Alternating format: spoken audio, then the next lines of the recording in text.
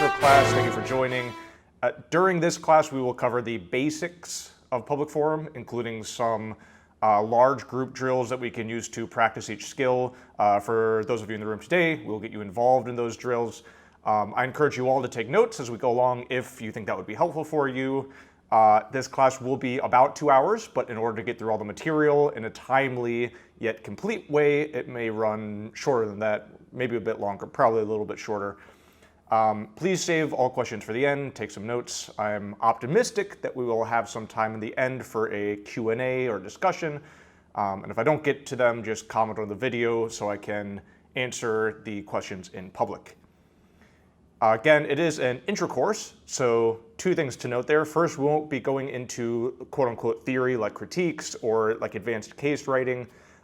It's just 2 hours and not enough to cover things that in depth. Second thing, I am going to gloss over some details, so if you're like, hey, why didn't he mention this? It's because it's 2 hours and this material could easily fit into like a semester-long course. So that is the reason. So there are 2 audiences I'm targeting here. First, I hope this to be a standalone PF intro for students and teachers. So I will be uploading it to YouTube afterwards for anyone to see. So again, thanks for being here. Thanks for participating. You are helping future debaters just by being here and following along. Second, for the new students live in the classroom, this is everything you'll need to get started in public forum debate. In terms of the structure of this course, first, the structure itself, what a debate round looks like. Second, flow, how to take notes for debate. 3, the ballot and the judge. This is what your actual target is during your speeches. 4th, argumentation. This is how to convince the judge that you are right. This includes contentions and cases. 5th, rebuttals. So how to shoot down your opponent's arguments. 6th, collapse. How to focus on a specific area in the round, an argument, rebuttal, etc. And last, weighing, which is just comparing things. Advocating for your own arguments, telling the judge that they're better than the opponent's arguments. So before we begin, I would like to note that everything here is covered very in-depth in the PF intro course I put together, available on our website, PF Essentials. It is very cheap. The course also includes several drills in each chapter. Really the best drills for debate are one-on-one or small group drills, and the guide gives some options for those. Okay. Let us begin. So, for some context, public forum, of course, is the most popular format of debate in the United States. It was originally meant to be accessible and straightforward, so learning this style will give you the communication skills necessary to cross-apply to many, many areas of your life. Policy debate, on the other hand, it's more technical, more advanced version of debate, but the basic communication skills are narrowly focused on the sport of debate itself, so they don't really cross-apply as easily to other areas of life. I will presume I'm going to get some angry comments from policy debaters, but I don't think so. Now, to understand everything else, you will need to understand, again, this basic structure of a public forum debate round. What does it look like? So, the resolution, or the topic that we discuss, this is usually related to government policy in the US or in another country, or internationally, potentially, an international body or another country. And the same holds true for policy debate, generally speaking. There are 2 teams of 2, so 4 people total, 8 speeches total. So each team does 4 speeches, each person does 2 speeches. There are 2 sides, pro and con in public forum, affirmative and negative in policy debate, although even in public forum, aff and neg are also generally used. And I use the 2 interchangeably, but generally I use aff and neg to talk about the affirmative and negative side. The affirmative or pro side agrees with the resolution, and the con or negative side disagrees with the resolution. The second speaker is usually regarded as the more difficult role, based on the speeches, because they're all a little bit different. And when someone is speaking, when a debater is speaking, they face the judge. Again, that's the person that you're trying to convince. Or online, each person faces their camera. A single debate round, including judging, takes about an hour, just for reference. The actual speeches are, I think, like 43 minutes, something like that. But of course, there's some time in between and judging, etc. So these screenshots you're about to see come from PF Videos, which is the best YouTube resource to watch public forum rounds. And there will be a link to that in the video description. So again, we see two teams of two. One of them is pro, one of them is con, one of them is F, one of them is neg. I don't know which is which. Again, teams of two, you'll see that these are in classrooms, generally in schools where debate tournaments are typically held. The guy speaking, he's got a stool. You'll often see a stool, chair, pedestal, stand, something to see your computer or your notes. Here, again, two teams of two. In the back, a bunch of participants, a little bit odd, but fine. I'm sorry, not participants, but audience members, people just looking along with the debate. Often very common. You'll see judges in the room or just people who want to watch, especially in later rounds. And then for an online round, here you see 4 debaters, 2 and 2, plus the judge. So again, each team does 4 speeches, and the 2 members of the team switch off. So AF, neg, AF, neg, AF, neg, AF, neg. Although each of these speeches could be a 2-hour lecture, this is a rough version of what each speech does, and you can follow along with this chart at tiny.cc/speechchart. I sent you that email, and there will be a link in the description. Another note that either affirmative or negative can start in public forum. Here's the 4 speeches. First speech is constructive. You just tell the judge why you're right, state the reasons why your team is right. This is where you read your case or your arguments. The rebuttal states why the other team is wrong about what they just said in their constructive speech. The summary is about collapsing and weighing, summarizing your team's main offense and defense. Final focus speech, you make the final case for why you win the debate. And this is further collapsing, further weighing your arguments, picking maybe your best 1 or 2 arguments, then weighing or comparing it against your opponent's best 1 or 2 arguments. And then finally, crossfires. After the constructive speeches, rebuttal speeches, and summary speeches, there are crossfire sections, so in total 3 different crossfire sections, usually 3 minutes each, where debaters ask each other challenging questions. Now, during this lecture, we won't be talking about any of these speeches directly, but instead about the component skills behind each of them. Again, the PF Essentials Guide, the course goes in depth on each of the speeches, and watching just a few full PF rounds on YouTube can help to familiarize yourself with what each of these things do a little bit more in depth. Again, these rounds are about 50 minutes an hour each. That's a ton of information to keep track of, and therefore taking notes is crucial to understand what's going on. So, let us next talk about flow. Again, note-taking. So, you can flow on a computer or paper, but for this lecture, we're going to be using a flow sheet that you can find at tiny.cc/flow. So, I'm going to switch to that flow sheet to show you what is going on. Again, this is at tiny.cc/flow. That is this flow sheet. If you need to, you can make a copy of this for your own Google Drive. If you take notes directly in here, I don't think you can. So make a copy for yourself if you want to use it. So here, again, is the first speech, the affirmative's first speech, the negative's first speech. As I said, either AF or neg can go first. So there are 2 different tabs here, depending on who goes first, you can use. Optionally, you can put the name of the speaker. That might be helpful to remember, especially if you're judging. The number of the argument, so this is argument 1, argument 2, although, again, that is optional. Here, if our topic was, for example, dogs versus cats, dogs are better than cats, AF might write an argument here. Dogs are man's best friend. Okay, that's one of the arguments. Other things you might note here are facts, information, anything that was said, warrants, numbers. So, 98% of people love dogs, and maybe the source is from New York Times 19, dogs are the best.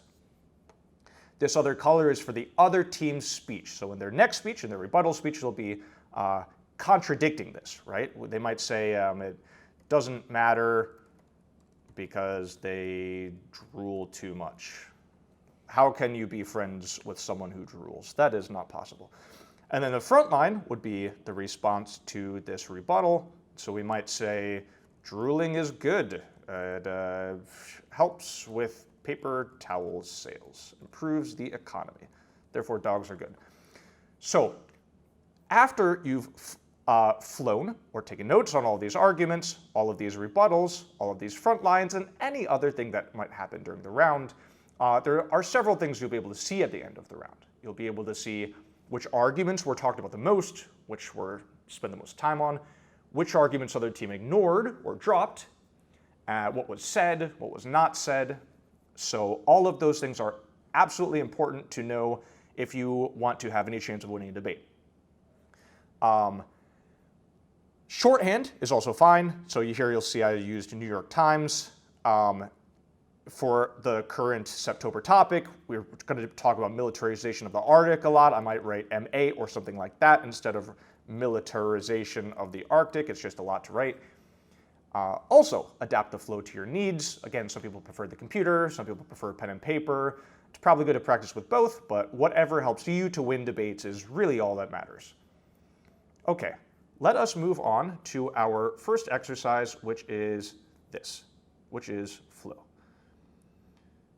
And these transitions will be a tad messy because it always opens up this first slide. Okay, here is the here's the topic. All middle school students should join debate club, and you can use that flow sheet I just showed you to take notes on arguments, rebuttals, etc. So I will need the four of you to help me with this. And this is very informal. You don't need any kind of prep. Just tell me some ideas that you think. You can put it in the chat, or even better, say it out loud. And we will work through this together just to give you some idea of what this will look like. So first, back to the flow sheet.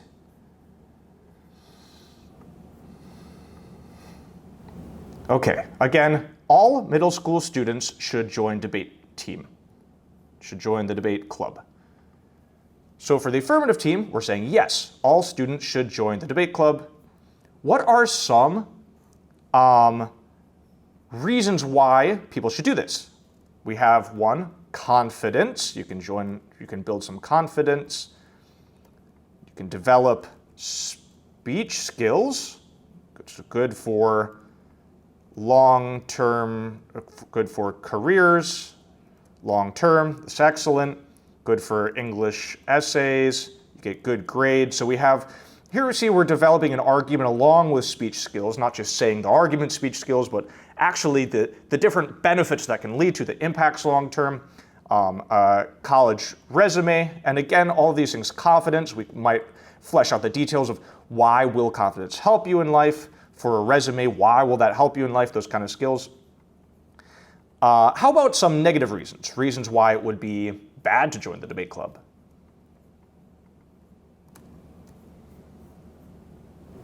Again, this would be the other team, the neg team, saying why debate club is a bad thing.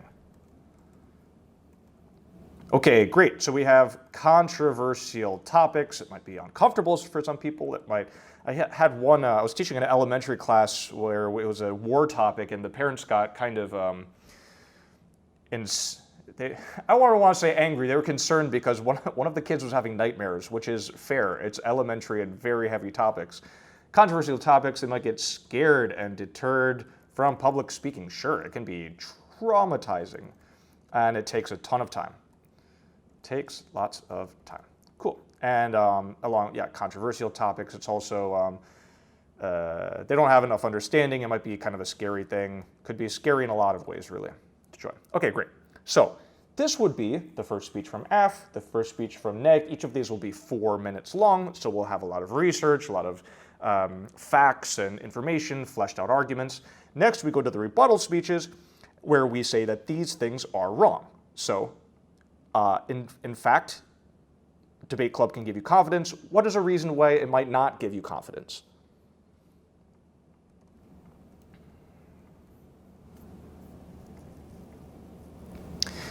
Here, you might actually use one of these arguments that you used from the neg team. Again, this is the neg team going against these AF arguments.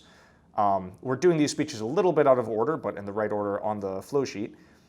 So confidence, you might actually get embarrassed. Again, we could cross-apply this argument about them being scared. Could actually do the opposite, take away from their confidence. They could be embarrassed about mistakes. Yeah, you do bad, you actually lose confidence, lose passion. How about speech skills? You're going to be better at speaking. Why might that not be true exactly?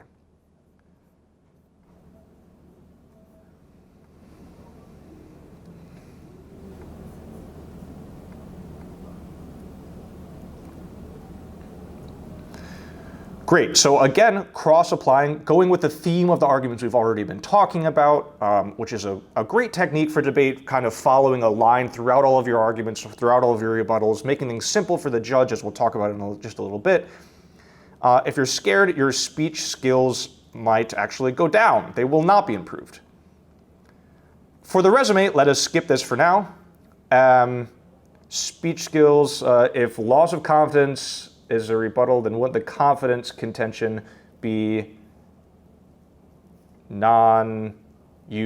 We could say it's non-unique. We certainly could. And in fact, for something like Debate Club, we're going to use this example a couple times, and we will talk about uniqueness later, and it certainly maybe a lot of these arguments are non-unique. So for the neg side, we might do the same thing. Neg says there's controversial topics, it's scary. Maybe AF can say, actually, no, that's a good thing. It's good to talk about controversial topics, push you out of your comfort zone. You might be scared and then deterred from public speaking. You might say, no, exactly the opposite will happen. Actually, you need to be a little scared in order to learn these kind of skills. And again, for the last one, let's pretend we don't talk about it, although honestly, you should be covering everything. For the front line, so affirmative team says you'll gain confidence. Neg team says, no, you'll be scared and you'll be embarrassed. How might the AF team respond to this and say, no, you won't be scared, you won't be embarrassed, you won't make mistakes?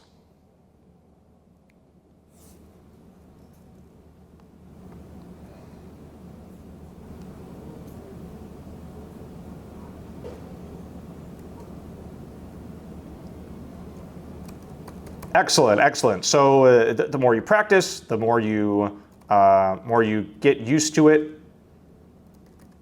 kind of get conditioned into it, and something that's scary at first might not be scary afterwards.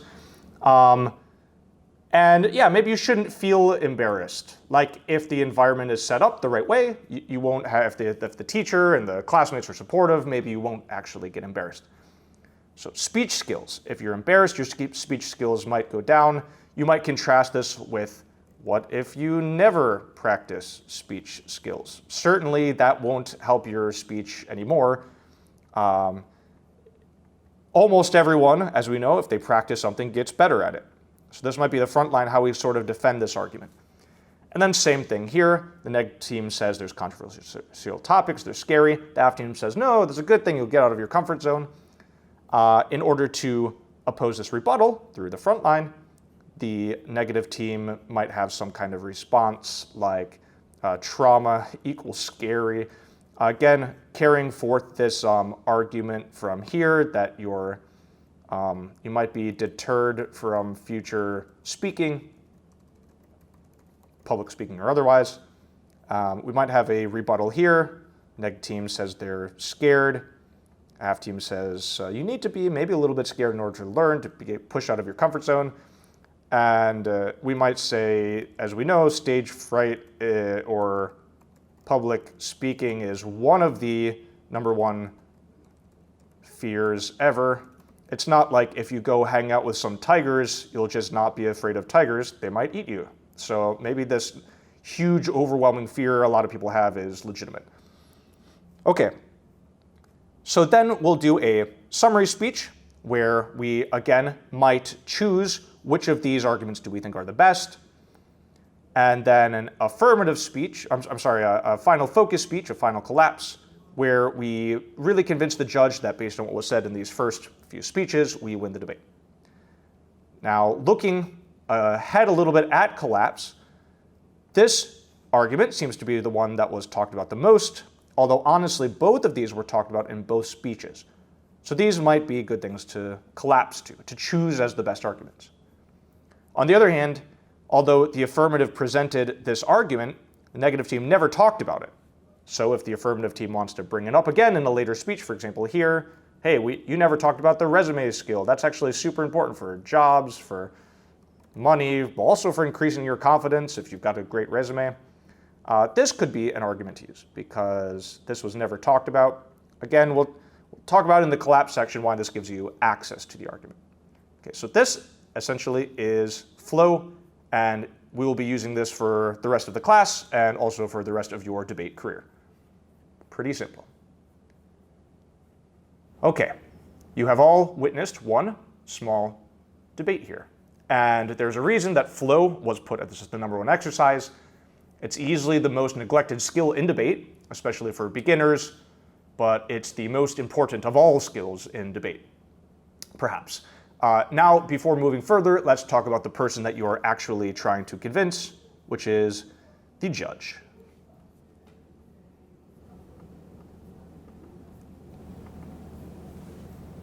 Again, you may see these intro slides quite a few times throughout this lecture. Okay, so the judge is the person sitting in the room telling you who won, who lost.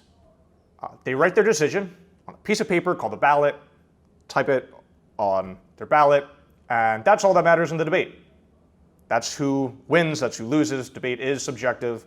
It's not like weightlifting where, you lifted half a kilogram more than me, you win. It's not that simple. It is fairly subjective. The decision can, in fact, be based on many things. Which arguments they like, their mood, whether they're taking notes or not, and any other biases and preferences, like your clothing, maybe you look more professional or less professional than someone, your volume. Again, debate is subjective. Usually, judges will only count what they flow or what they remember. They'll forget the rest of it. So you need to make your arguments and speeches simple enough for the judge in front of you. Judges typically have paradigms. Paradigms are them telling you what they want, what they like, what kind of arguments they're into, which ones they are really opposed to. And you will usually have access to this. So before you go in a round, read that judge paradigm. It's not always helpful. In fact, some students like to just skip them because they say, okay, the judge said I like this, but they voted against it. But in general, I think it's better to have more information about this person in front of you because often you won't really know them. Circuits also will make a difference about which arguments work, which ones you should run, which ones make more sense. Circuits are just the area you live in or you compete in. So there might be differences between northern and southern arguments, rural and urban circuits, educated or not so educated circuits, and probably the big one is local circuits versus the national circuit, which are just bigger tournaments that more people from all over the country compete in. Now there are typically different ways we categorize judges. Lay judges, which are, let's say, normal people, some parent who doesn't know much about debate. Maybe it's their first time judging a tournament. Flow judges, which are people who have been involved in debate maybe for some time, other students who have done debate for a few years, coaches, or just people who have been in the community for some time. They know a lot about debate, and that's a different audience that you're going to be looking at, right? In the same way that for example, I've never judged a tumbling or a gymnastics competition. So if I was going to go judge a gymnastics competition, I would be a lay judge. I don't really know what I'm looking at. They all look amazing to me. Same thing with debate. There's people with more or less experiences, but in fact, most judges fall somewhere in the middle. I, for example, have been pretty heavily involved in debate for 7 or 8 years, but when I judge some policy debate rounds, there's plenty of theory I don't know about, and so students should be careful about running that in front of me. Different kinds of judges. So, you need to make things simple for the judge. There are a few ways to do this. First, speak at a pace, a speed, where the judge can understand you. Now, that's different for different judges. Some judges can understand you speaking as fast as you possibly can. Most cannot. Second, speak with emotion and passion to get through to the judge, because the judge may be listening to 10 hours of debate each day. The more emotion you put into it, the more you will get through to their potentially cold, dead heart. 3, collapse. Again, focus on the most important arguments. You cannot focus on everything. You must choose the most important things to focus on only, and make this very clear and simple for the judge. Last, signpost. Tell the judge which argument you are talking about before you begin talking about that argument. Again, with this flow sheet, what we just looked at are just some very simple details on a very simple topic, but most of these topics are very complex, and you will have many more arguments, many more sources, a lot more speech on it. So you need to tell the judge exactly what to focus on and when. Okay. Next exercise, judge adaptation. Yadi, we will talk about collapse a little bit later, but collapse is which arguments you choose to focus on. So again, when we just looked at this flow sheet, if we talked about one argument a lot, we probably need to focus on that more in the end, because that was 80% of the time we spent in that debate. That's an important argument to focus on, and then that's the one we want to collapse on. Maybe we read 5 arguments at the very beginning, but only one took up most of the attention. That's the one you focus on at the end, because you can't focus on all 5 speeches throughout the whole debate, or all 5 arguments throughout the whole debate. There's just too much going on. You have to simplify things for the judge and for yourself. Okay. So here's the question: how might you adapt your style to the following judges? How might things need to change in the way that you're speaking? Okay, here's judge number 1. Again, you can speak up or write comments, or on YouTube, think. This guy has been doing debate for 50 years. He just drank 2 Red Bulls, and he has 7 different colors of pen in front of him. Yadi, go ahead.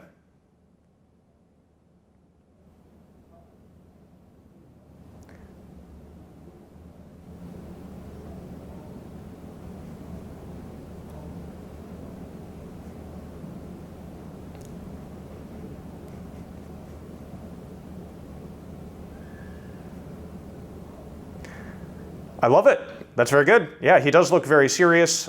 He's got 7 colors of pen, so probably there's no speed you can talk at. And he's been doing debate for 50 years, so he's probably bored if you talk anywhere the speed, anywhere like a normal person's speed. I don't know what this white powder is in the background, but he probably knows. This is from what's it called, Midjourney. I would assume he's not going to listen to progressive debate. Okay, great. So it might be an older gentleman.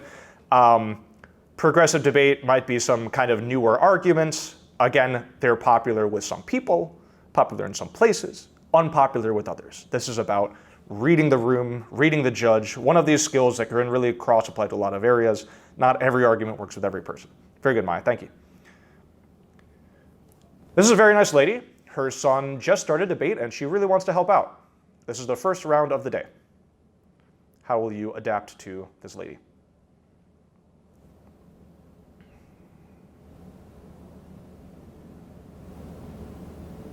Lauren, go ahead.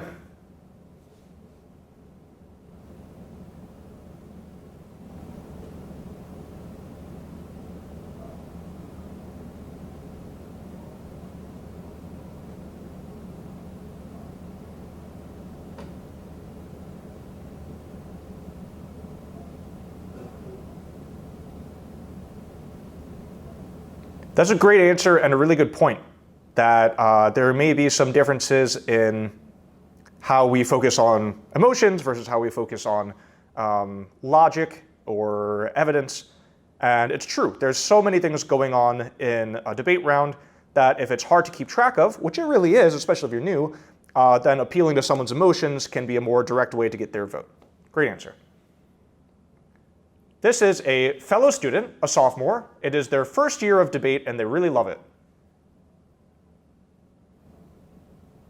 How will you adapt to this judge?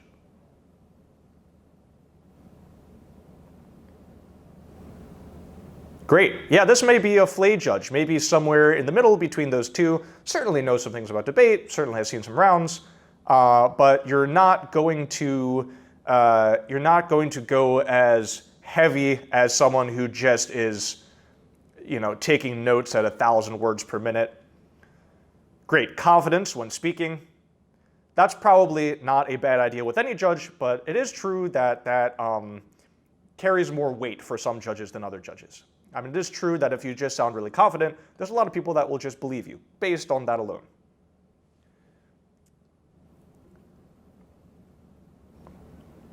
All right, final judge. This is an out-of-state judge. You've never met her. Her paradigm is blank. Her eyes are blank. You have no idea what she's going to vote for. She has no paradigm. How will you potentially adjust throughout the round, or how will you approach this judge?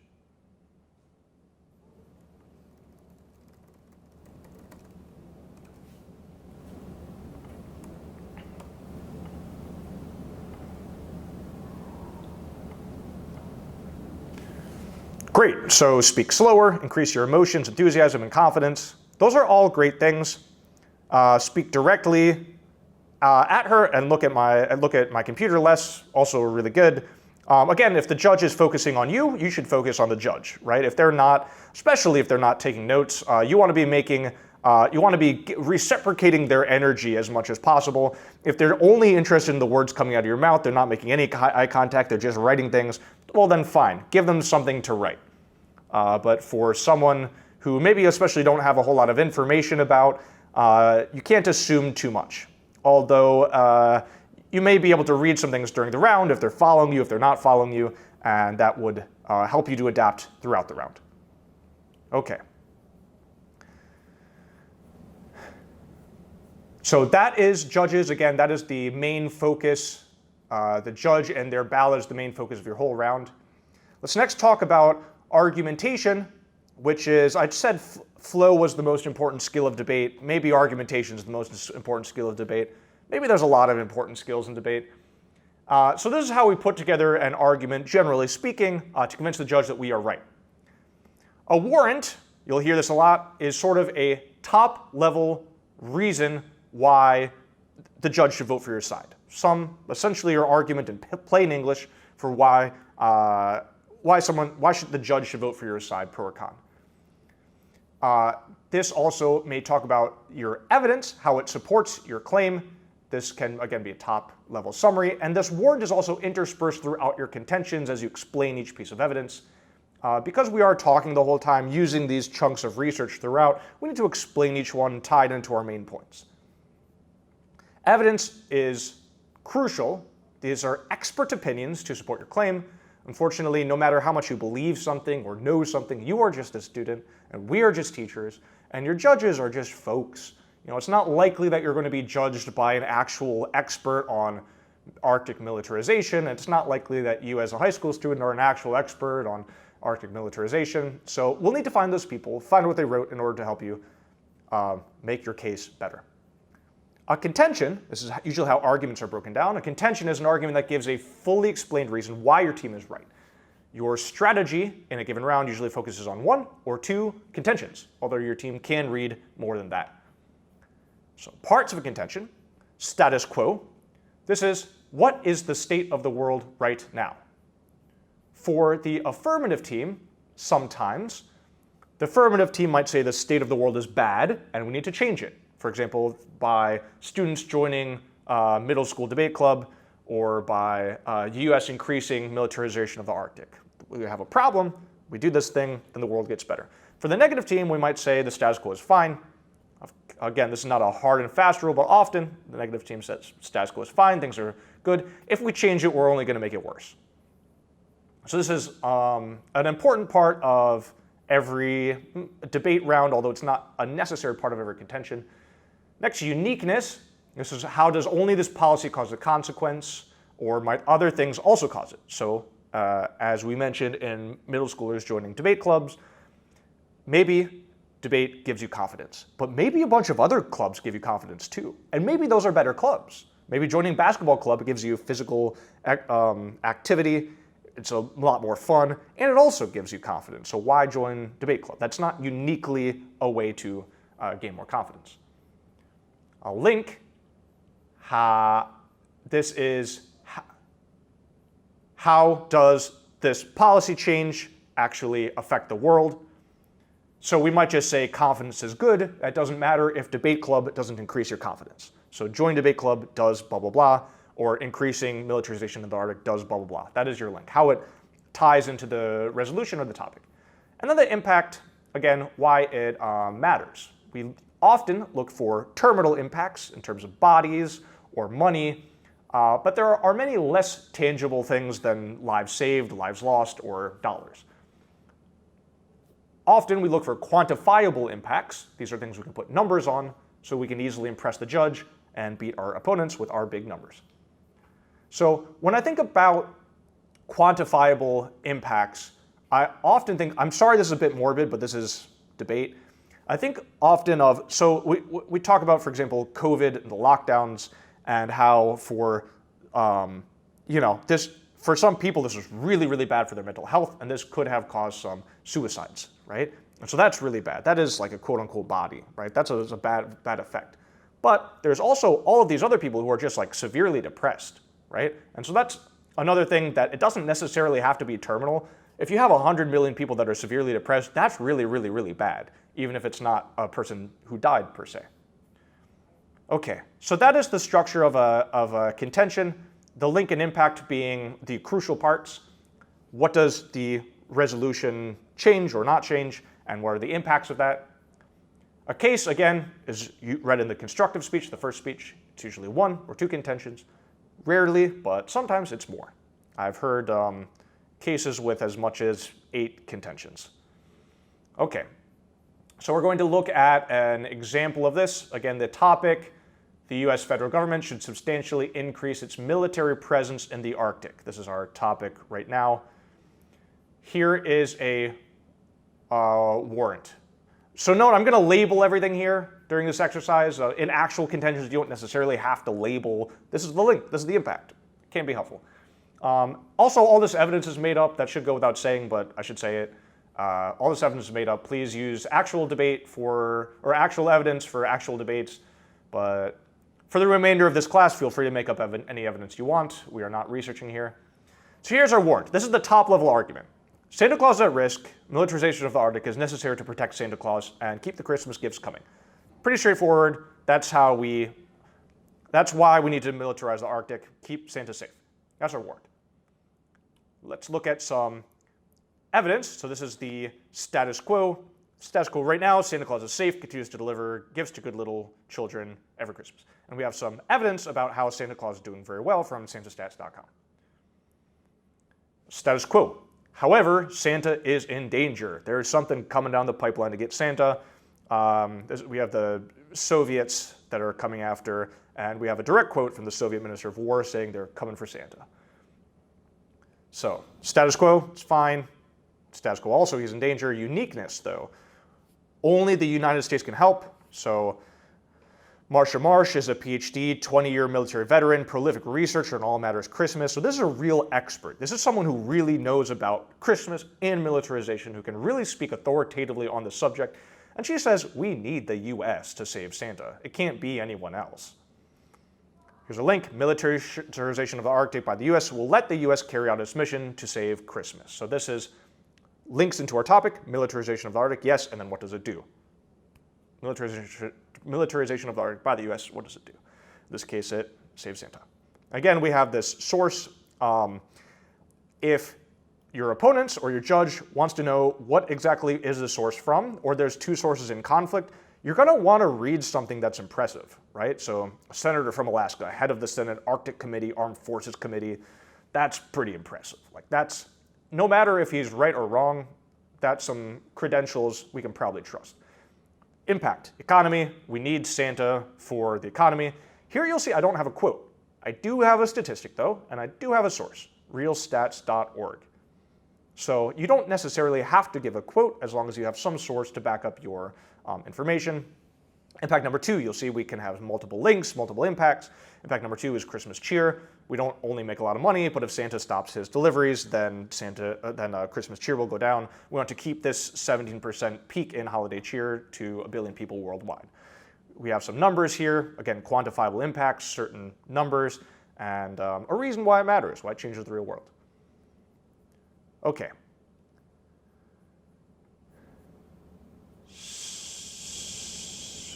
This is exercise number 3. So for this, please use the ChatGPT prompt that you can find at tiny.cc/PFprompt. I think that's actually a capital F. I'll put the link in the description. Capital P, capital F, I believe. Yes, that's correct. Put it in ChatGPT and see what it comes up with. You will have a couple minutes to do this. Also, for the prompt, feel free to modify it if you'd like to focus on specific areas like the economy, risk of war, lost city of Atlantis, anything like that. You'll have just a couple minutes to do that.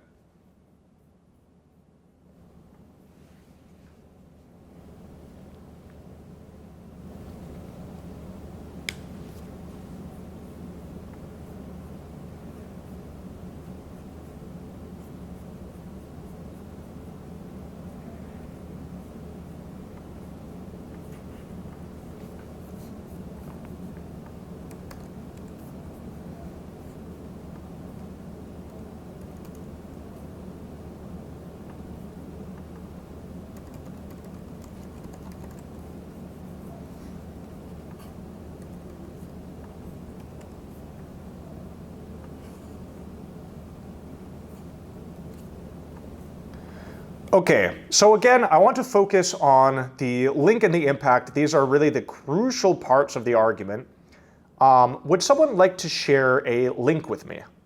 A link about why militarization of the Arctic, according to ChatGPT or according to yourself, is a good thing or a bad thing.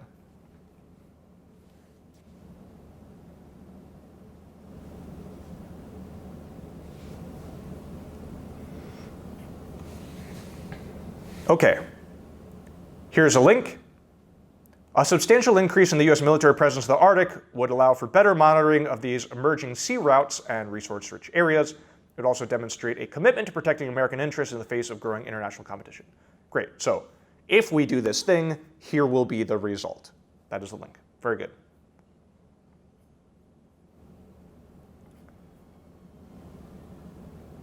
Here is an argument against. A significant increase in U.S. military presence could be perceived as a hostile act by other Arctic nations, leading to reciprocal military buildups and potential arms race dynamics. So again, we do this, something bad happens. Or for affirmative, we do this, something good happens. How about an impact? So I'd like to share the impact, why that actually matters, again, according to you or ChatGPT.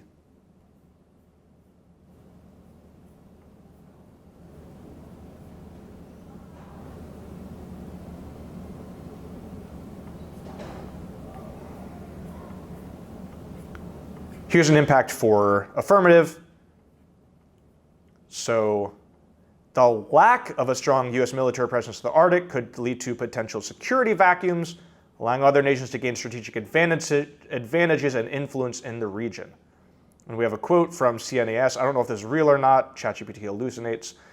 Failure to adequately project power of the Arctic could lead to a reduction in U.S. influence and undermine regional stability. Yadi, go ahead.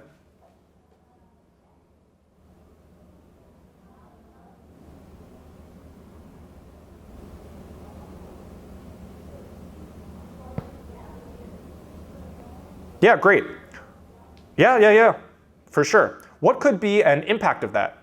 Why does it matter if other countries go get those resources?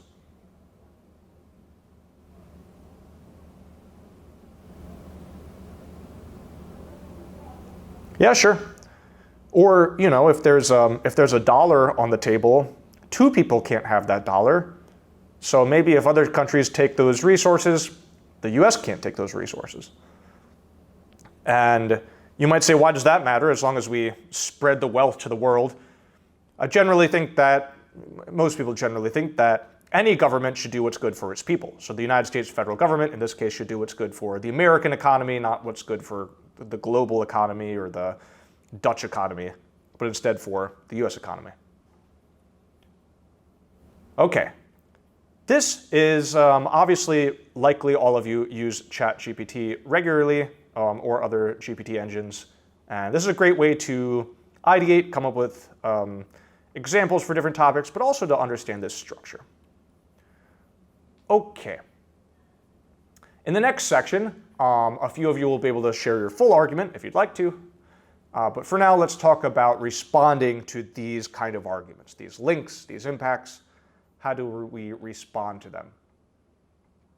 A rebuttal simply says that argument is not true. So we say that other countries will gain influence in the Arctic. A rebuttal will be, no, they won't. Or we'll say, hey, that matters because the US economy will decrease. A rebuttal says, no, it won't. In evidence briefs and elsewhere, rebuttals are often labeled as A2 or AT, which means answer to, or blocks. Blocks are a related, although slightly different concept. There are many kinds of rebuttals, but one important one is topicality. The argument presented here doesn't match our topic. So maybe I say, look, the US military is great because it employs 17 million people worldwide. And you might say, okay, but that's not really what our topic is about. Our topic is about increasing military to the Arctic. So if I say, hey, I think it's really good that we're increasing our buildup in Australia, you might say, oh, that's interesting, but that's not related to the Arctic, that's off topic. So this is one potential rebuttal. It won't be a common thing because people are typically careful about topicality, but it is important to know. If the argument is off topic, it doesn't count. And there are definitely some room for debate on these things where maybe someone thinks, okay, this is definitely on topic, and the other team says, no, look, based on this technicality, this definition, it's not on topic. More commonly, though, these are the parts of the argument you might attack. You might attack the uniqueness of the argument, why this uniquely does this thing. You might attack the link, you might attack the impact, or you might attack the evidence. Note, we're not attacking our opponent. This is not a personal thing. So yeah, we don't use personal insults in debate, just insults to the argument. Note that in a strict rebuttal, we won't introduce another argument that outweighs the original argument. I'll give examples of that later.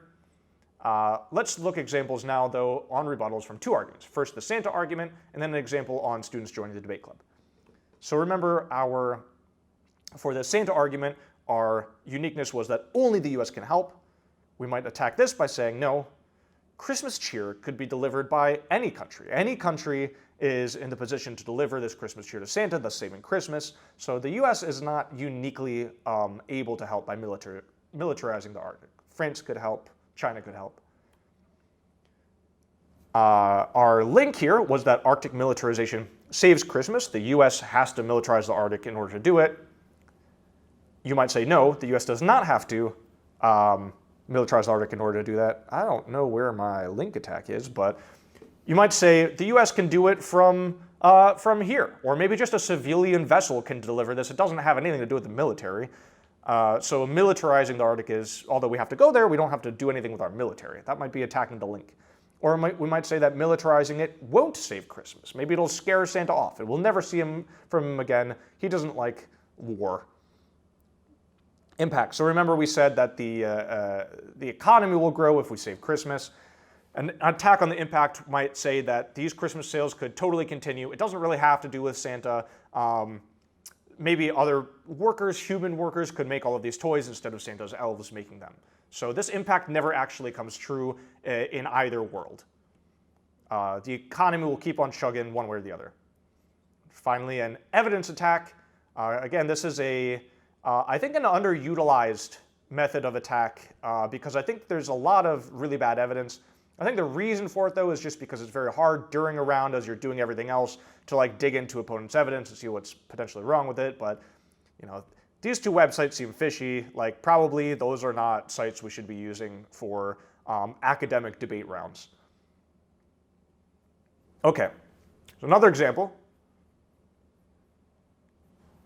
So, join the debate club makes you richer. That's the warrant. The link, students in debate club have higher grades, test scores, college admissions. Uniqueness, other clubs do not have this effect. Debate club will not give you, basketball club will not give you higher grades or higher test scores. Impact, again, students who join debate club will have better prospects and make more money throughout their lives and their careers due to better education. So, how can we attack this? We've already done that a little bit in the flows section. But for the link, Again, students in debate club have higher grades. That could just be correlation. Of course, it might not be causation. Maybe smart kids with good grades join debate club because it's easier for them. So maybe joining debate club doesn't actually have that effect. Now, here's a different kind of rebuttal. You might call a weighing rebuttal rather than direct refutation. Again, with a strict rebuttal, we just say, no, that is not true. But there are many other ways that you might oppose an argument. One of them is through weighing by just comparing. So we might talk about opportunity costs. Yes, debate club is good, but there's all of these other things that you're missing out on. And these things are better, right? So for example, debate club is fine, basketball club is way better. And so if you're giving up the chance to play basketball because of debate club, then it's not good. For uniqueness, again, we say other clubs don't have this effect, and we say, yeah, they do. There's other clubs that have really good effects, same as debate club, but maybe even better. Great. Yeah, mock trial is a great one. Model UN, a lot of competition, even for things where you speak a lot, where you do research. And impact. Students who join debate club will have better job prospects. We can say, no, that's not true. Better grades don't necessarily lead to more money. Tons of people make a lot of money, maybe even before they graduate high school or college. It doesn't necessarily have a lot to do with each other. We might also say, no, actually college costs a lot of money. So if you're trying to get into a good college, okay, you're gonna have to pay a lot of money. You're gonna end up losing money, not gaining money. Okay, those are some examples of rebuttals. Exercise number 4. Let's look at a couple more arguments, see if we can develop each of these attacks against them. Okay, I need a volunteer to read their full contention from ChatGPT, if I've got one.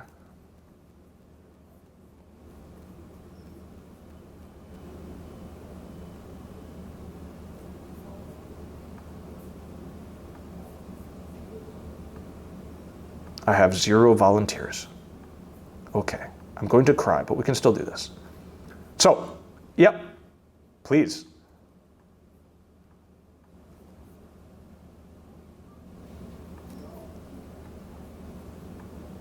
Hey, great, let's do it. So for everyone else, please open up your flow sheet.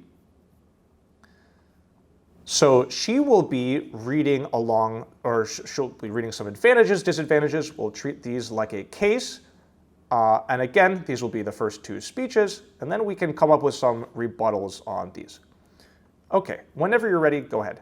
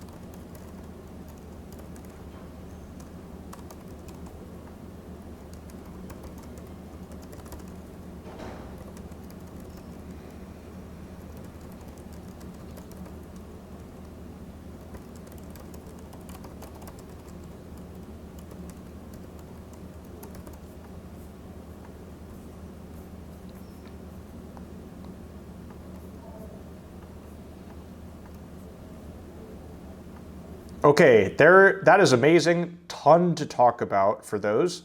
You said you have some disadvantages as well? Okay.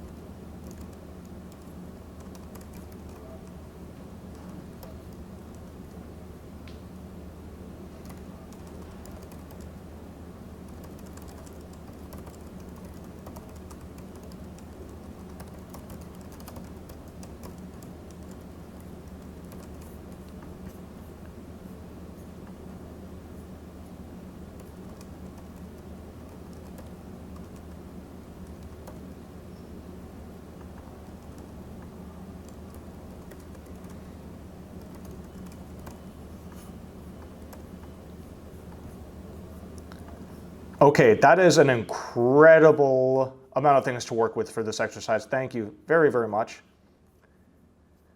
So remember, we're keeping in mind those types of attacks we just saw. We can attack the uniqueness and say, okay, yes, fine, that's a great thing, but that's not because of the US militarizing, or find this a bad thing, but that would happen anyway. We can attack the link. No, militarizing doesn't do that. No, militarizing doesn't do that, bad thing. Or the impact. Maybe that impact doesn't matter. That impact wouldn't happen. So let's talk about strategic deterrence first. Essentially, for strategy, there's a lot of shipping routes, geopolitics, access. There could also be some resources, but if she didn't mention mineral rights, I can't read into that as a judge or an opponent. There's no reason for me to do that. So we concentrate just on what was said, including how to spell the word sovereignty. So for strategy, what could be some potential approaches to attacking this? Again, the uniqueness, the link, and or the impact. And again, this is fairly informal. We're not going to attack the evidence if none was read.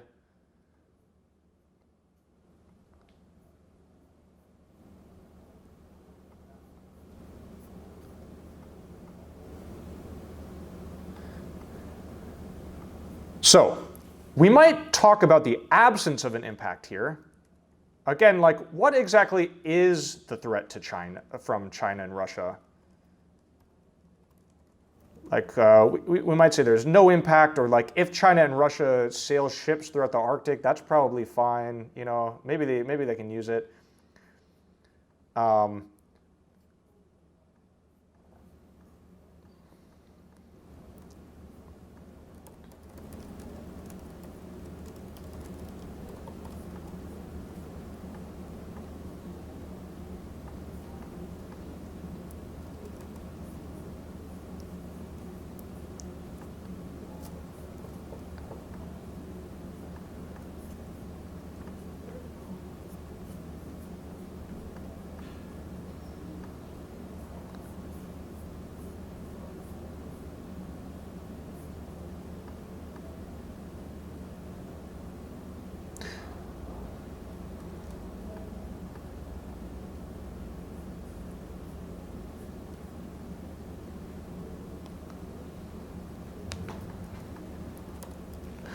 Right. So two points here. Again, we're just looking at rebuttals. So again, 1,000 different ways to attack this. So if this is the impact, essentially the U.S. could be saving a lot more money somehow. We might talk about alternative methods that we don't have to have all those disadvantages from militarization in order to get those cost savings. If it is just China and Russia saving money, we might also ask, like, well, okay, why does that matter for the U.S.? You know, maybe that would be another impact attack. Maybe it's fine if they're making some money. You know, it doesn't negatively or positively affect the U.S. at all.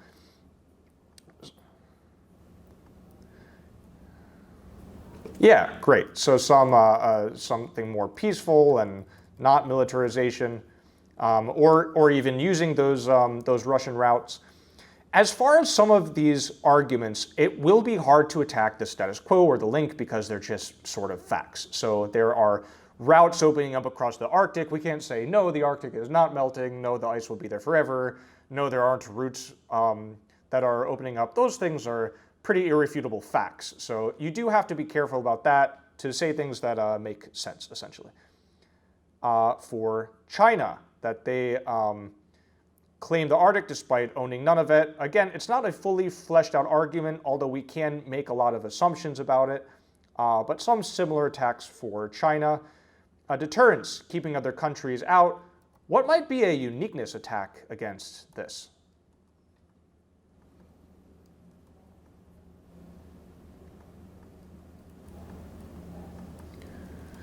Great, yeah, so there's 8 total Arctic countries. So there's like others participating in the Arctic. So maybe it's not just those 2, and it's not just the US either. And even the US is, you know, maybe should be a fairly minor player in the region. But more importantly, really on uniqueness, it's like there are other ways of deterrence. You know, like, for example, Canada being a big player in NATO, it's not really likely Russia is going to launch an invasion against Canadian islands because that's launching an invasion against NATO. So we can try to make some kind of a case that way. Search and rescue operations. How might we, so just as an example, how might we level a topicality rebuttal against this?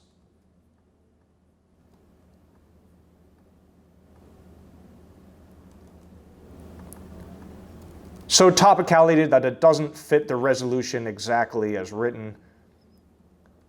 We might say, like, if this is non-military, then it's not topical. Or again, if it's on a uniqueness argument that this can be done without the military. And again, these are just straight rebuttals, but some of this could be weighing too. For example, against disadvantages, like, fine, the military can be used to practice and also have resource rescue operations, but actually, like, the environment is more important.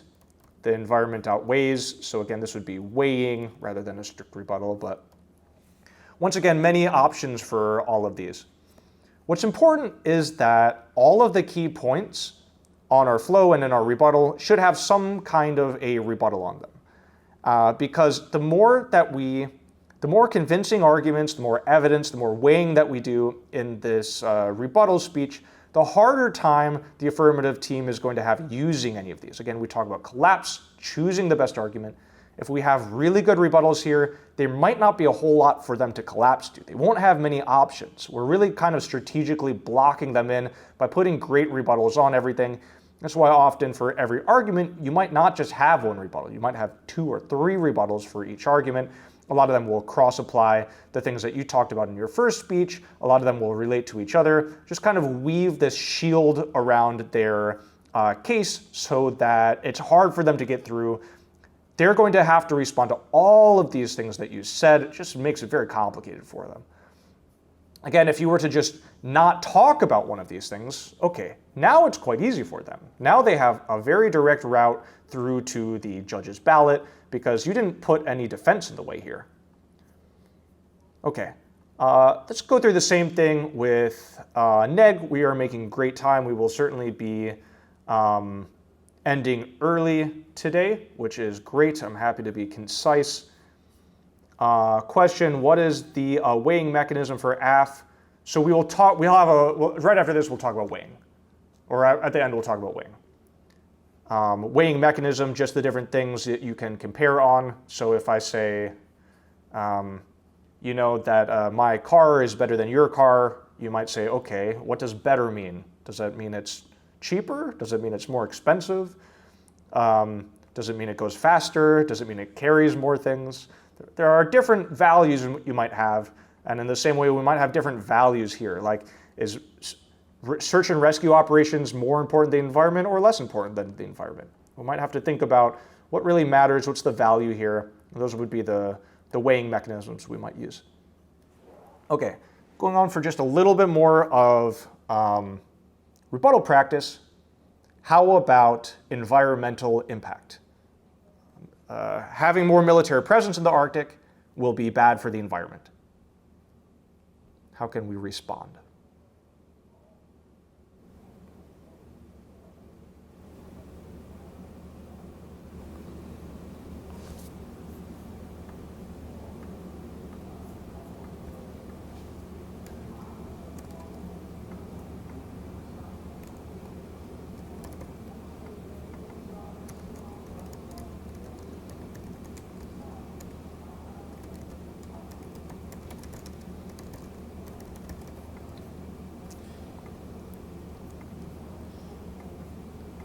Okay, great. So this would be further expounding on the neg argument, which is very good. Now we have more to attack.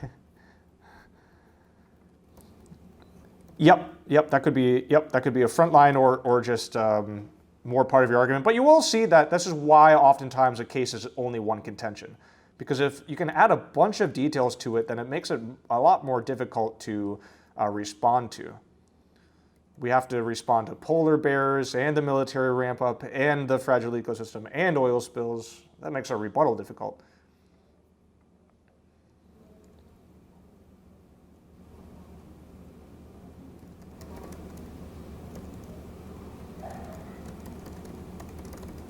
Great. The military will not be shooting polar bears. So those are not our enemy.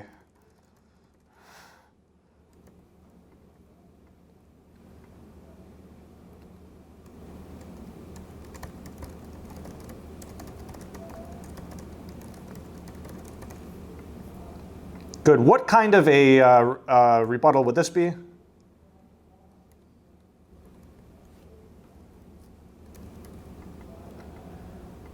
Yeah, status code ties in. This would also be uniqueness that, like, okay, we militarize the Arctic will melt. We don't militarize the Arctic will also melt. Okay, this does not have to do with the military. Other countries are already starting to ramp up. Great. So if there are unique military things, it's not unique to the US. So it might not be unique to militarization. It might not be unique to the United States militarization. Great.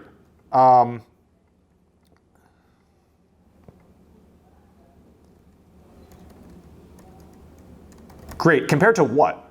Like, what else could damage it much more?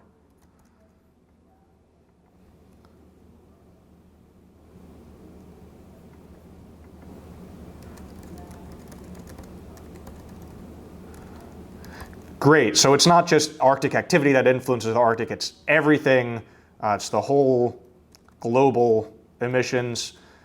And also just compared to commercial interest, which will be the major players in the Arctic. So that's mining rigs or oil drilling apparatuses, things like that. Those will be the major things. And here's something I didn't mention in the slides, but also another important rebuttal. I thought I would skip this because of time, but we have plenty of time. A turn is, so we can say that, okay, actually, exactly the opposite of what you're proposing will happen. So you say the military will be bad for the Arctic. We can say, no, look, the military protects the Arctic.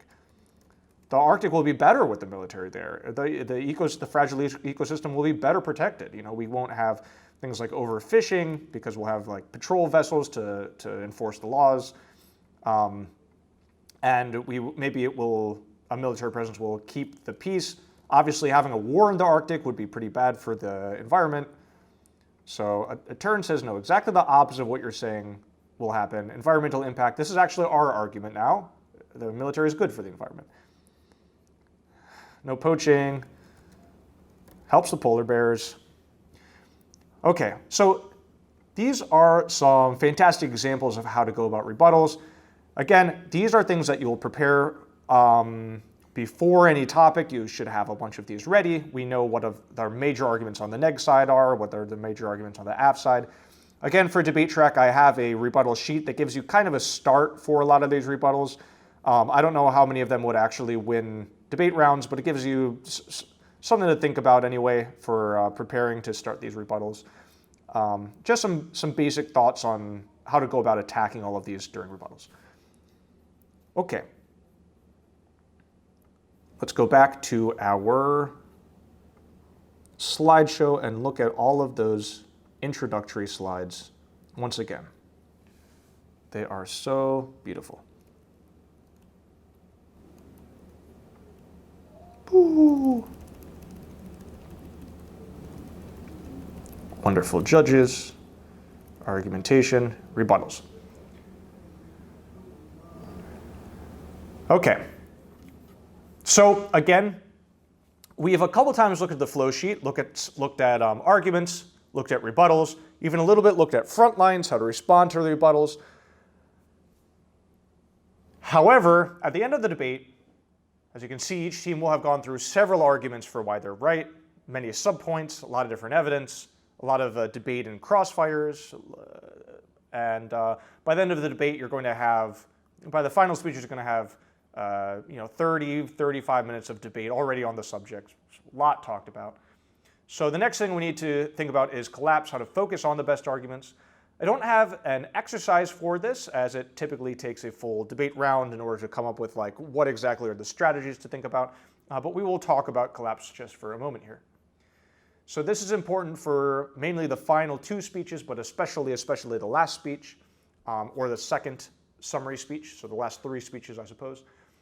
Collapse is picking the most important arguments and the most important rebuttals to focus on.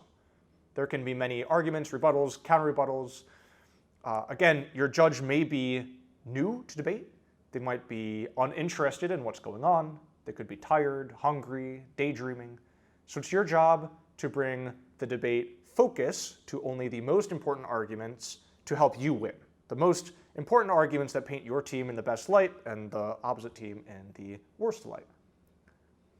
So again, this is mostly done in final focus, although some happens in the summary. There's a few things to consider with your collapse, including how comfortable you are with the argument. If you really like an argument and you're like, yeah, I've just won 7 debate rounds with this argument, maybe collapse to that, Also how it interacts with your opponent's argument. So if your argument goes against your opponent's arguments very well, you can use it for both offense and defense. That might be something to consider. And how much the judge seems to like it. So if you know for a fact that the judge is really into this argument or their eyes are really lighting up while you're talking about something, that could be something to go to as well. However, probably the most important thing to think about for most rounds is simply access. Access means how open or unattacked an argument is. If your opponent attacked an argument fully and you have no good rebuttals and they have better evidence than you, then you don't really have access to that argument. You can repeat the argument again, but everyone in the room knows you lost that argument. So you're kind of wasting your breath by bringing that argument up again in these final speeches where your time is very short. On the other hand, if your opponents failed to fully attack the argument, or you had really good responses to their rebuttals, you do have access. In general, choose arguments that you have access to. This is something that you can see, as we just did on the flow.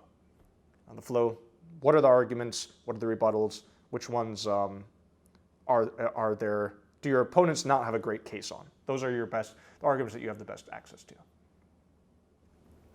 Okay, finally, let us talk about weighing. So weighing is comparing to arguments or to impacts, potentially some other things. We can even weigh weighing mechanisms. But it specifically compares impacts or links or evidence quality, the appropriateness of an argument potentially, topicality, or anything else a judge may want to focus on. A lot of other things. But here's the big ones: magnitude, time frame, probability, maybe severity, and I'll mention just a couple other things. So for magnitude, magnitude is just how big of an issue something is, often based on numbers. So how many people are affected? If 1,000 people are affected, that's worse than if 100 people are affected. How many lives are saved? How many lives are lost? How much money is made? How much money is lost? So if the other team, we're saying, okay, we risk $100 by being in the Arctic, and I'm saying, no, we can make 10 billion. Okay, I just win by such a large magnitude that economic impact. So that's magnitude. Time frame could be two different things. How quick something happens. So generally we think if something is going to happen immediately, that's worse than something that takes a long time. Or if something lasts a long time, that's worse than if something only is temporary. If something is temporary and then it's reversible, then maybe that has a short time frame. So again, something like environmental degradation, that has a very long time frame, maybe thousands of years if humans all disappeared before the Arctic returned to quote-unquote normal. Or maybe it's not reversible at all. Maybe the time frame is infinity, right?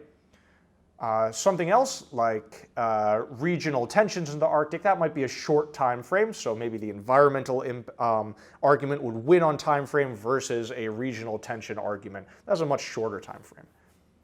Probability, how likely something actually is to happen.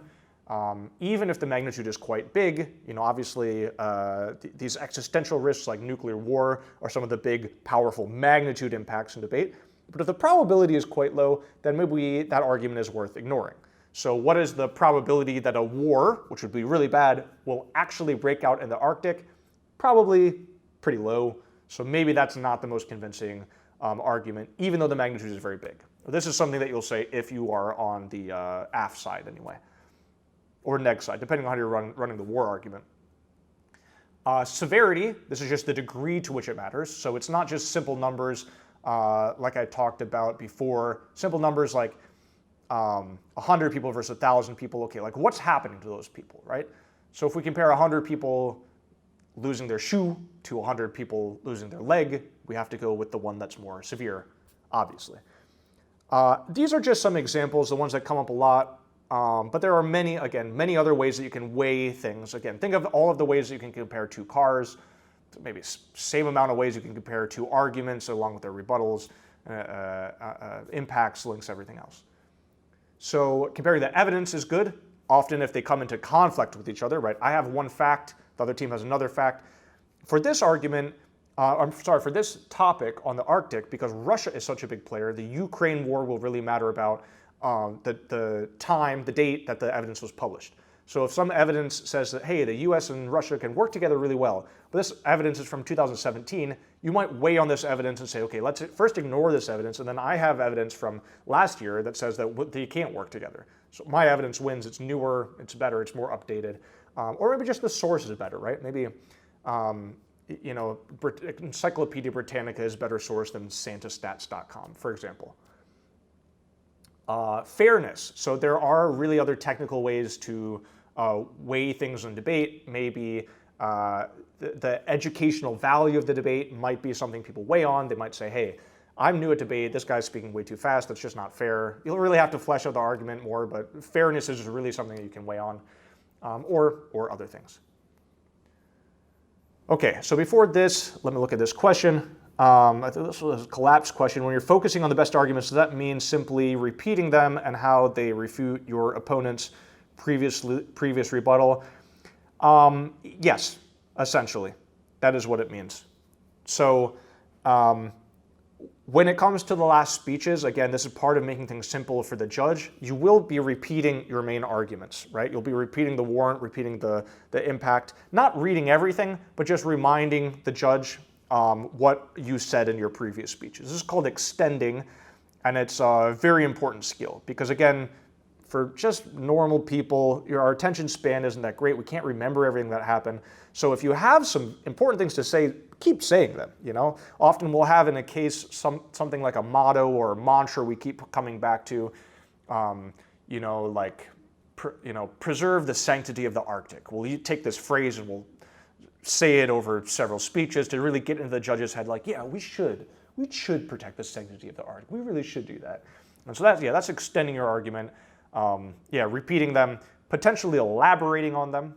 So this is called, maybe another version of extending, but you can potentially elaborate on something. You can implicate it, which means explaining why it matters even more. So we talk about the environmental impacts. Maybe in our latter speeches, we'll explain more why those environmental impacts matter so much. How they'll hurt everyone in the world, how they'll hurt the U.S. economy. But a lot of it is repeating in terms of collapse, yeah. Okay, here is our final exercise for the day. Please go back into ChatGPT and to this prompt, tiny.cc/pf with a big P and a big F, prompt. Use prompt number 2 to come up with some more unconventional or likely silly arguments for our Arctic topic, or if you prefer, you can take out those adjectives to develop more serious ones. Honestly, either one will work. I kind of like the unconventional ones, does a good job with that. Then pick your favorite argument from both sides. I will give you about a minute, and then we will work on weighing them. Could you send the link in the chat? I can't find the GPT. Absolutely, one moment.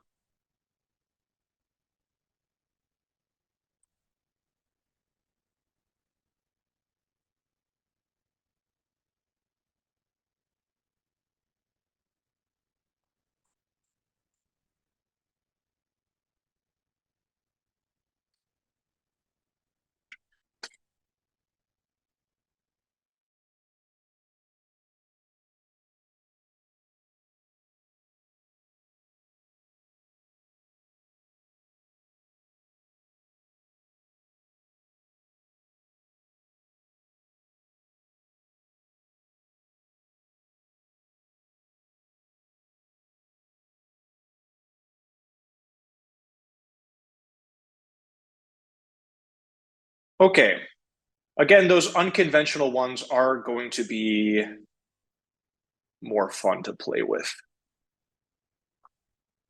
So again, this is on weighing. Does someone have a good argument for pro or F? Okay. F argument is on polar bear diplomacy.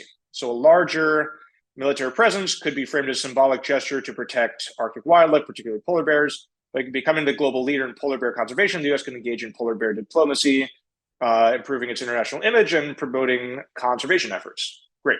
Okay. Let's look at one for negative. These are more or less picked randomly. So I don't know if we'd actually land on these two in the end of the debate. But resource allocation. Expanding military presence requires significant resources, including funding, personnel, and infrastructure. These resources could be better allocated to address pressing domestic needs such as healthcare, education, and infrastructure development. Okay, so let's start with polar bear diplomacy. And we are on the AF team. We are weighing polar bear diplomacy, saying that it's better than resource allocation.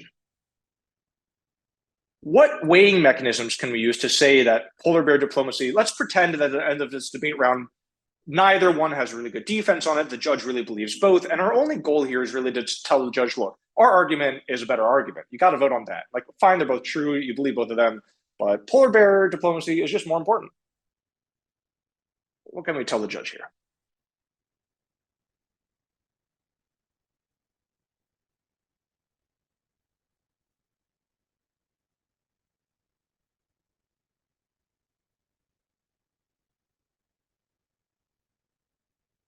So one of these weighing mechanisms I briefly talked about is reversibility. Reversibility, where if you can't take something back, then it's usually seen as more severe, usually worse. Although there could be irreversible good changes. So polar bears are on the brink of extinction. If they go extinct, we can't get them back. So we win on reversibility because resources can always be accrued to fund national programs like healthcare, education, infrastructure development, etc. Polar bears can never be brought back. Great. So we win on reversibility. Actually, the non-renewable resources, we can't bring them back. Once we run out because we can't artificially create fossil fuels. So Ooh, I kind of the see. same thing. Cool. So let's we can come with a couple for both, but here on the neg team, we're going to say no. Our resource allocation argument is better than the polar bear diplomacy argument, and you're also using the same weighting mechanism, reversibility, which is very cool. So you're saying, yeah, fine, that's a fine way to think about the arguments, but you're totally wrong about it. Actually, non-renewable resources in the Arctic can, like maybe there's only one gold rush for the non-renewable resource in the Arctic. We only get one chance. If other countries get them, they're gone forever. Cool. So we use the same mechanism here for both. What might be another weighing mechanism for AF, that polar bear diplomacy is better than resource allocation? Magnitude, maybe. Okay, explain. Um, so the severity of the problem is much more, and the magnitude is much more because polar bears, like you said, they can't be brought back, and they're on the extinction list. We could go into renewable sources of energy instead of continuing non-renewable sources of energy. So the magnitude for F is greater. Cool. So you just said some great things, but I don't know if they necessarily relate to magnitude. When you say that we can use non-renewable resources, that might really just be a something like a rebuttal. It's kind of like an alternative. Like they say that we need all these resources from the Arctic. You say, no, we don't need all these resources from the Arctic. There's other methods like renewables that give us the same thing, like energy, but they don't have all these downsides to them. When I think of magnitude, although, these are just rough terms, like you could totally say that in a round and win. When I think of magnitude, I usually just think of numbers. Like, what are the big numbers here? So for AF, what is the big number here? Number of polar bears, maybe. I'm looking at this, improving its international image. So that means like all countries will see the US as better. This might really impact almost everyone in the world. I mean, again, it's a small thing, like, oh, the US is nice. Okay, it's kind of a small thing, but the number is pretty big. All the people in the world might have a better view of the US versus resource allocation, that this is like only helping maybe a few people in the US. And again, the impacts here, improving its international image, it might be more soft power, for example. Soft hegemony, great. That's an excellent impact.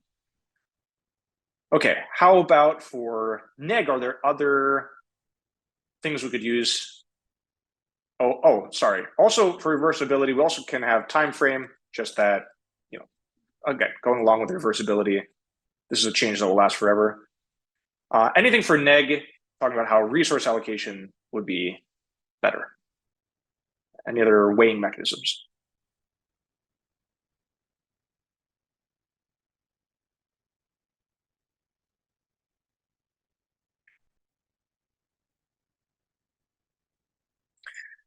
So again, when we're talking about just like using any potential weighing mechanism, Krish, can you explain, please, scope?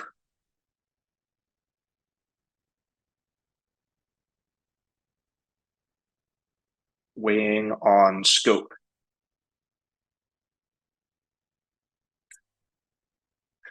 Okay, neg would win on scope since the extinction of polar bears doesn't affect the rest of the world, like the shortage of natural resources.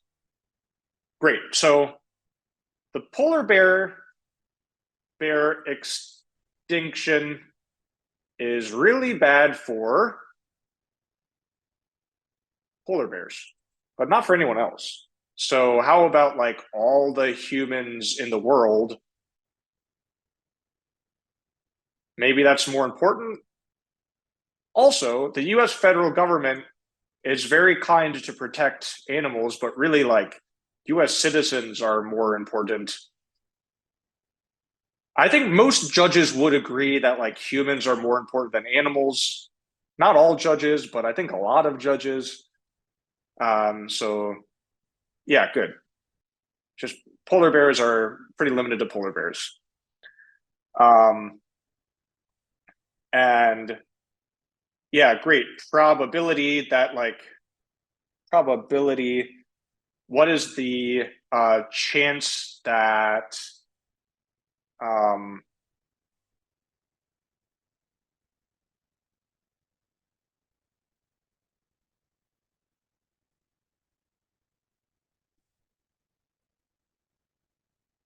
what is the chance that the military will actually target polar bears? Very little. What's the chance that they'll actually affect it? Very little. Whereas a resource allocation, like this is like 100% probability something we can affect, 100% probability militarization, especially as the resolution says, significant increase in militarization will take away resources. Whereas polar bear is like, I don't know, what's the chance? 2%? Who knows? Not much. Okay, that's really, really good. This is fantastic work. Let's do one more very briefly before we wrap up this section and this lecture.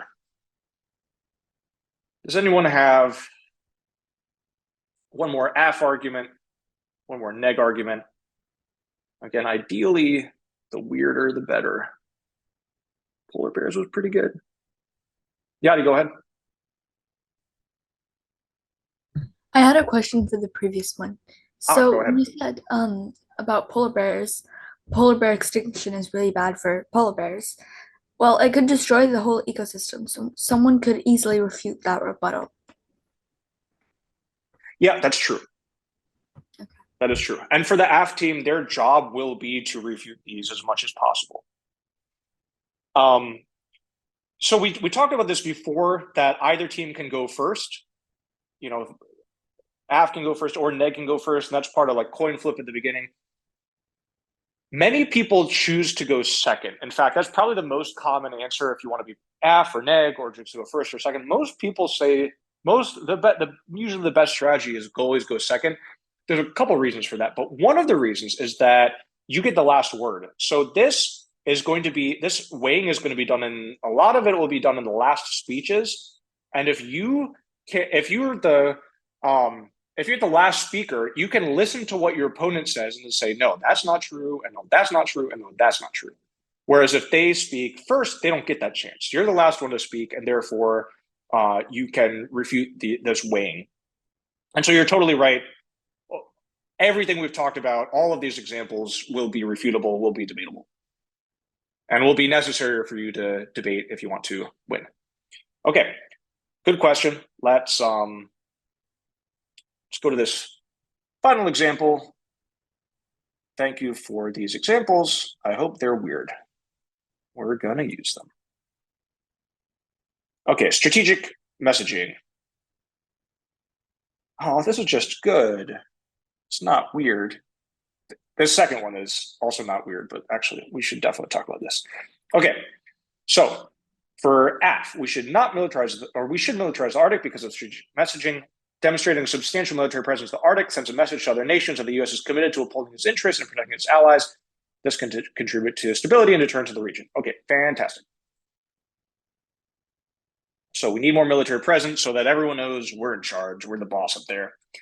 Neg, we should not increase militarization because many indigenous communities call the Arctic home.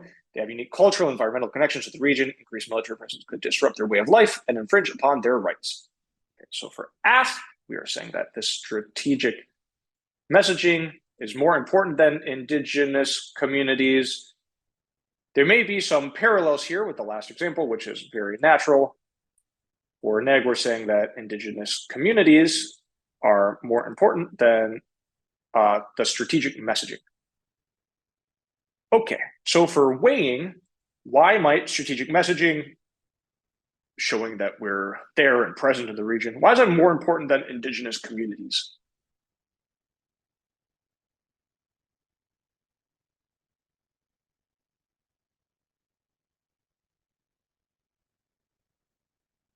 I think this might be more obvious if we add some impacts to strategic messaging. It can contribute to stability and deterrence in the region, thereby preventing war. It can also, preventing war and increasing national security and the safety of everyone in North America. Okay, great. So we're talking now maybe just about numbers. So this could be scope, this could be magnitude. We could be talking about everybody that is our ally, everyone in NATO, everybody that's on the Arctic Council, that we're going to protect people that are our own. Yep, fantastic. So if we look at all the people in only the US, that's like 330 million people. All the people in North America, I have no idea, but I guess 500 million or 600 million or something. And even NATO, I mean, obviously that's like, I don't know, a couple billion, I guess. That's a lot of people compared to how many Arctic natives are there. Not that many, you know, a few 100,000. So just like, again, this might be a utilitarian argument that the needs of the many outweigh the needs of the few. And in this case, indigenous communities are the few. Plus also, I'm sorry, go ahead. Plus it sends a message to other countries that may be like Russia or China that do not protect their indigenous peoples, that we do protect the people and they don't, and it may turn those people against their own countries in a way. I don't know if that's a benefit to us, but in the long run, it may be. You mean a benefit to protecting indigenous communities? Right. If we're playing the long game, it may be, if the US is playing the long game, it may be beneficial to us in the long run. Great. So that might be a potential weighing mechanism. I'm not sure what you'd label that exactly, but it does kind of, it's sort of like the indigenous communities is like a method of strategic messaging. Protecting indigenous is a method of strategic messaging, or it's kind of a strategic move in that way. It's like China doing their Belt and Road, strategic moves. They're doing the long game thing. Yeah, so this could be a time frame thing that, again, like the polar bears, indigenous cultures and ways of life can't be taken back. Maybe they've lasted for thousands of years. This is an irreversible change. And maybe there's other ways to deal with strategic messaging. Maybe we're already doing it, and maybe just the impacts will not last as long. It could be a time frame defense for indigenous communities. We could weigh here on morals, and this will be getting into a little bit like frameworks. So these kind of weighing mechanisms, you might say right up at the front of your debate round as part of a strategy that we need to be looking at the debate round through this lens, and that's what might be called a framework. And so one of those lenses could be any of these weighing mechanisms, but often they'll be something like a certain moral value, like justice or freedom, is the most important thing. And so for neg, we might just say the morality of protection, or some other sort of philosophical framework that, like, it doesn't really matter about like our sort of national security or whatever. Like, we can't just be robbing people of their land. Like, it doesn't really matter what the impacts are one way or the other. Like, it's not something we should do.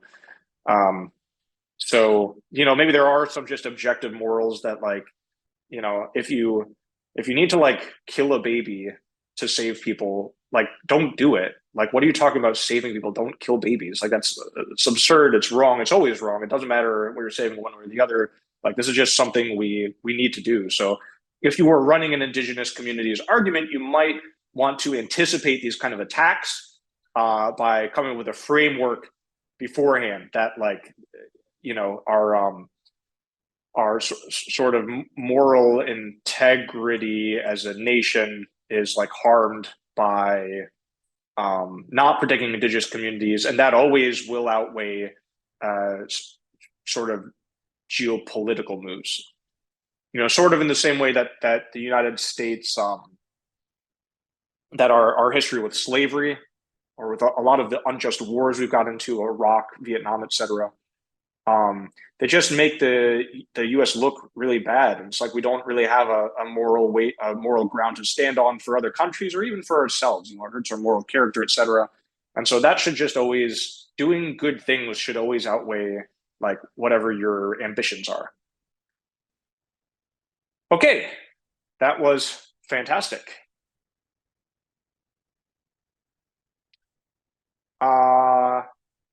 Yeah, we will end a little bit early, which I think is a great thing.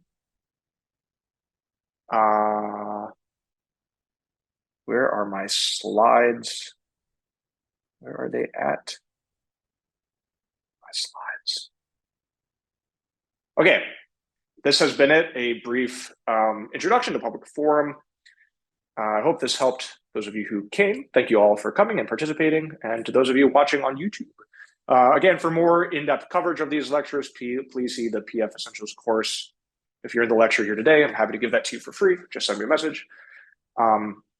If you're new to debating, I think the next step for anyone who watched this lecture, they're like brand new, they're like, how do I debate?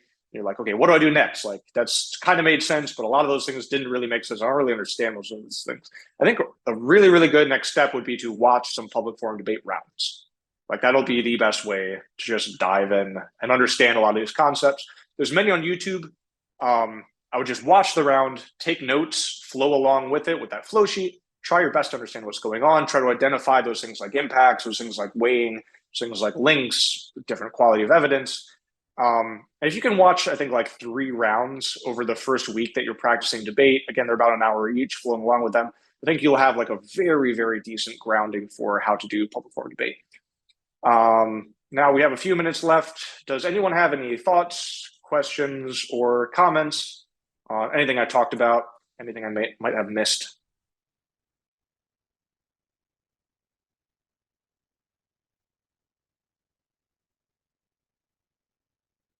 Okay, fantastic.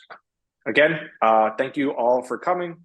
Have a wonderful rest of your day, and have a great year in debate.